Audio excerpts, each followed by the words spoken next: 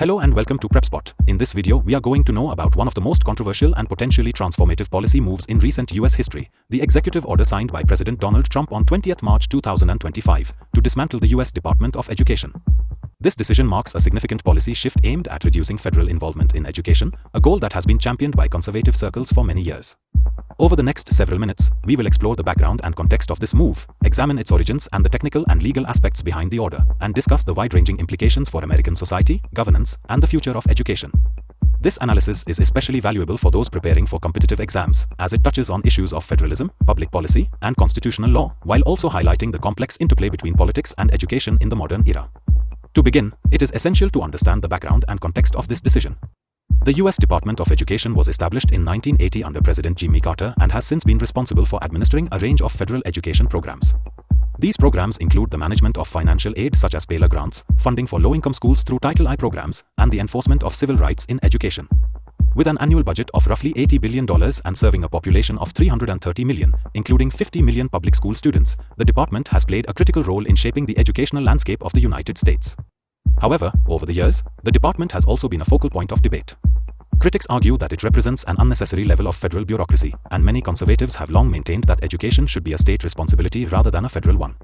President Trump, during his previous term from 2017 to 2021, repeatedly advocated for reducing federal involvement in various sectors, including education. His administration proposed significant budget cuts for the Department of Education, arguing that such measures would promote state control and lead to more efficient, locally tailored education systems. Now, with his return to office in this hypothetical 2025 scenario, Trump has taken the dramatic step of signing an executive order to dismantle the Department of Education entirely. The order was signed on 20th March 2025 at 4 p.m. Eastern Time in the East Room of the White House, and its announcement has sent shockwaves through political, legal, and educational circles alike. So, why has this policy move become such a prominent news topic? The order has generated considerable media attention and public debate due to its unprecedented nature and the potentially far-reaching consequences it may have on the American education system. Major media outlets such as NBC News, CNN, and the New York Times have covered the story extensively. Critics, including Democratic state attorneys general and civil rights groups like the NARP, have immediately launched legal challenges, arguing that dismantling a cabinet-level agency that plays a pivotal role in ensuring equal access to education and safeguarding civil rights is not only unconstitutional but also detrimental to millions of students and educators. On social media platforms, discussions under hashtags like #SaveEducationDebt have rapidly gained traction, with prominent figures such as education advocate Randy Weingarten and lawmakers like Hakeem Jeffries weighing in on the issue. The origins of this policy decision can be traced back to earlier political promises and budget proposals made during Trump's previous term. Throughout his campaign and subsequent presidency, Trump repeatedly asserted that federal agencies were bloated and inefficient, and he proposed drastic measures to reduce government spending and increase state autonomy.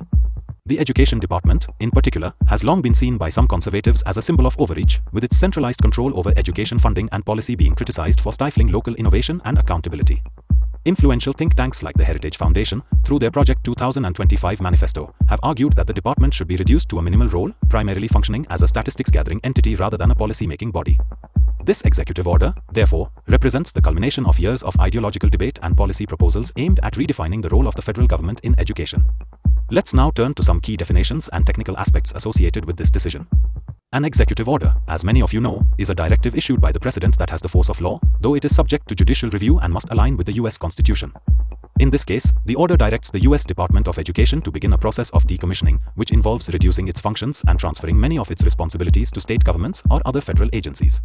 This process is expected to include the reassignment of staff. Reports suggest that nearly half of the department's workforce, approximately 2,000 out of 4,000 employees, have been laid off or reassigned in preparation for this shutdown. The technical complexities of such a massive reorganization are enormous. They involve not only human resource management but also the transfer of vast amounts of data, the renegotiation of contracts, and the maintenance of essential services such as financial aid distribution and civil rights enforcement in education. It's important to note that while the order is a bold statement of intent, its implementation is fraught with legal and procedural hurdles. The executive branch does not have unilateral power to completely dismantle a federal agency without facing significant congressional and judicial scrutiny. In fact, legal challenges were filed by several Democratic state attorneys general even before the order was signed, arguing that the move violates constitutional principles and the statutory mandates under which the department was established. These legal challenges are expected to delay the full implementation of the order, potentially requiring legislative action by Congress to either reverse or modify the executive decision. The implications of this policy are vast and multifaceted. Economically, proponents of the order argue that dismantling the Department of Education could lead to significant savings, potentially cutting the federal education budget by $80 billion annually. These funds, they claim, could be redirected to more efficient state-run programs that are better tailored to local needs.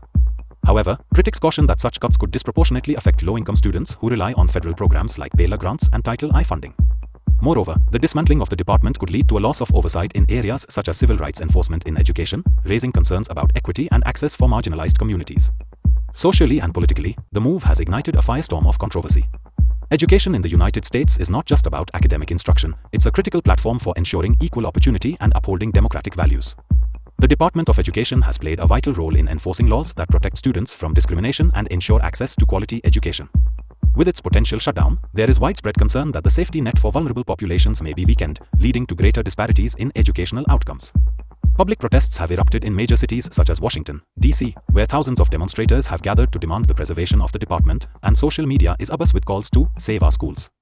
These protests, coupled with strong statements from political leaders and civil rights groups, reflect deep-seated anxieties about the direction of U.S. education policy under this new paradigm.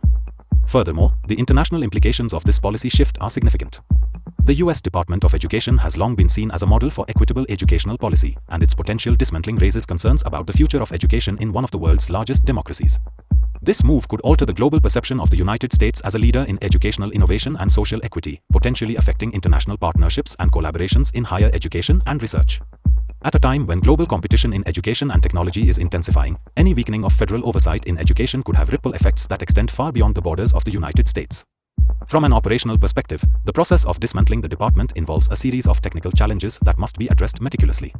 The order directs the current Secretary of Education, Linda McMahon, to coordinate the shutdown process, which includes reassigning or terminating employees, transferring essential functions to state agencies or other federal bodies, and ensuring that all critical programs continue to operate without disruption. One of the most challenging aspects of this process is the transfer of data and records that have been maintained over decades. This data, which includes detailed information on millions of students and educators, must be handled with the utmost care to protect the privacy and rights of individuals. In addition, the logistics of reassigning contracts and managing the transition of services like federal financial aid will require close cooperation between federal and state governments, a process that is likely to be complex and time-consuming. It's also crucial to consider the potential long-term impacts of this policy on the U.S. education system. While the proponents argue that a leaner, state-run education system could lead to more efficient and responsive governance, there is a real risk that the fragmentation of federal oversight may result in significant disparities in educational quality across states. In regions where state governments lack the resources or political will to maintain high standards, students could suffer from reduced access to quality education and essential services. On the other hand, supporters of the move believe that decentralizing control will allow for more localized decision-making, which in theory could lead to innovations tailored to the specific needs of diverse communities. This debate between the merits of centralized versus decentralized education systems is one that has been ongoing for decades, and the current policy represents a critical turning point in that discussion. For competitive exam aspirants, it's important to grasp the multifaceted nature of this policy decision.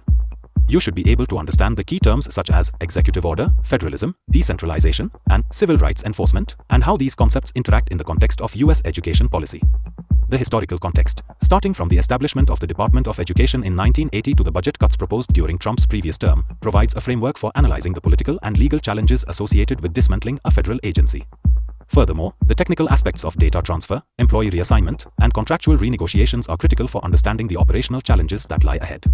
In conclusion, the executive order signed on 20th March 2025 to dismantle the U.S. Department of Education represents a bold and controversial shift in American public policy. While the move is intended to reduce federal bureaucracy and promote state-level control over education, it raises significant concerns regarding the continuity of essential services, the protection of civil rights, and the overall impact on educational equity. The decision has sparked widespread legal challenges, public protests, and intense debates about the future of education in the United States. As this policy unfolds, it will undoubtedly have far-reaching implications for millions of students, educators, and families, both domestically and internationally. Answer this question in comments. The correct answer will be given heart and pinned. Lastly, we just want to let you know that we are a newly emerging online platform for competitive exams.